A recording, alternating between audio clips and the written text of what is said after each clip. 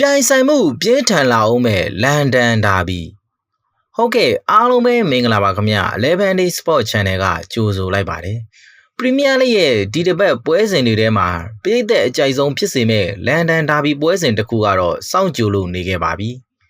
ဒါကတော့ဒီတစ်ပတ်ပရီးမီးယားလိရဲ့အကောင်းဆုံးပွဲစဉ်တစ်ခုဖြစ်လာဖို့ရှိပြီးဇယားတိတ်ကစင်ပြန်ကြီးတို့အတွက်ချန်ပီယံခြေစွမ်းကိုအစမ်းသန့်ခံရအောင်မဲ့ပွဲစဉ်တစ်ခုဖြစ်ပါတယ်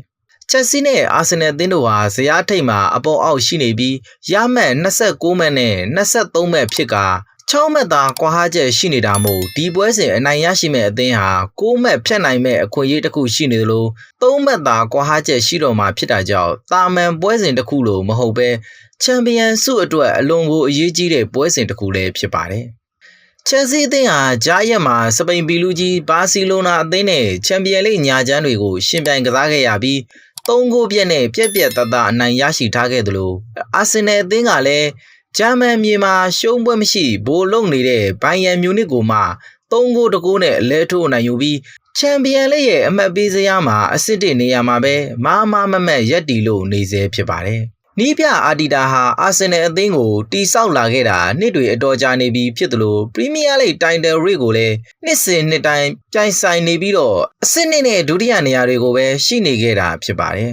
ချက်စီအသင်းကတော့ပြန်လည်ပြုတ်ပြင်နေစေကာလဖြစ်နေပေမဲ့ကလပ်ကပဖလားအပြင်ချန်ပီယံလိနဲ့ပြည်တွင်းလိတွေမှာလည်းအဆင့်အတန်းတစ်ခုပြတ်သားထားနိုင်ပေမဲ့လက်ရှိအာဆင်နယ်အသင်းရဲ့ဖောင်ကတော့ချက်စီအသင်းထက်တစ်ဆင့်မြင့်နေသေးတယ်လို့ဆိုရပါမယ်ဒါကလည်းအမှန်တရားဖြစ်နေပြီးချက်စီဖန်တွေလည်းလက်ခံကြမယ်လို့မြင်မိပါတယ်။သို့ပေမဲ့လည်းဘောလုံးပွဲတစ်ပွဲမှာအနိုင်3မှတ်ဆိုတာဘယ်အသင်းမဆိုရရှိနိုင်ပြီးပိုကောင်းပါတယ်ဆိုတဲ့အသင်းလည်းအချိန်မရွေးရှုံးပွဲကြုံတွေ့သွားရနိုင်ပါတယ်။ဒါကလည်းဘောလုံးပြည်သက်တွေအတွက်ဒီအားစားနည်းကိုစွဲလန်းစေတဲ့အရာပဲမဟုတ်ပါလား။လန်ဒန်မှာတော့ချက်စီအသင်းနဲ့အာဆင်နယ်အသင်းတို့ဟာနောက်ဆုံး9ချိန်တွေ့ဆုံမှုမှာတော့ချက်စီအသင်းဟာတစ်ချိန်တစ်ခါတော့အနိုင်မရရှိထားပဲ3ပွဲအထိရှုံးနေထားက2ပွဲသေကြထားပါတယ်ဒီ9ချိန်မှာချက်စီအသင်းရဲ့အိမ်ကွင်း2ပွဲမှာတော့လုံးဝရှုံးနေထားခြင်းမရှိပဲသေရအဖြစ်ရှိခဲ့ကြပါတယ်ချက်စီအသင်းဟာနောက်ဆုံး9ပွဲမှာလုံးဝရှုံးနေထားခြင်းမရှိသလို4ပွဲအနိုင်ရရှိက2ပွဲသေကြထားပါတယ်အာဆင်နယ်အသင်းကလည်း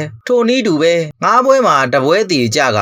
4ပွဲအထိအနိုင်ရရှိထားပါတယ်ဆိုတော့ဒီပွဲစဉ်ကိုတော့နိုဝင်ဘာလ30ရက်နေ့စူပါဆန်ဒေးရဲ့မြန်မာစံတော်ချိန်ည7:00နာရီချိန်မှာပဲရှင်ပြိုင်သွားရမှာဖြစ်ပြီးဒီနှစ်မှာတာထွက်ကောင်းလွန်နေတဲ့ဒီနှစ်သင်းဟာအခုဒီချိန်တွေ့ဆုံမှုမှာတော့ဘယ်အသင်းကအနိုင်ရလက်ကိုယူဆောင်နိုင်ပြီးလန်ဒန်မြို့ကိုဘယ်အယောင်ကစေးချေသွားမလဲဆိုတာရင်ခုန်စိတ်လှုပ်ရှားစွာဖြင့်စောင့်ကြည့်အားပေးကြရအောင်ပါလို့တင်ဆက်ရင်းနဲ့နောက်ထပ်ဗီဒီယိုတွေမှာပြန်လည်ဆုံတွေ့ကြရအောင်ပါခင်ဗျာChannel လေးကိုလည်း like and subscribe follow မလုပ်ရသေးရင်လုပ်ခဲ့ပေးကြပါလို့တောင်းဆိုပါရစေခင်ဗျာအဆုံးထိကြည့်ရှုအားပေးခဲ့တဲ့ဘော်ဒါအားလုံးကိုကျေးဇူးအထူးတင်ရှိပါတယ်ခင်ဗျာ